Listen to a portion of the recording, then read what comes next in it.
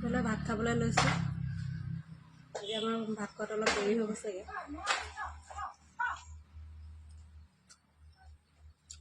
বোলে মাছ লৈ লৈছোঁ, বোলে তিয়ঁহ, গাজৰ,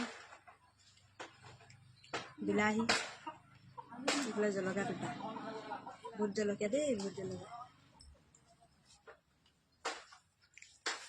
3 কেজি ওজনৰ লগত ভাতটো খাই লওঁ। দেই নকৰিবি।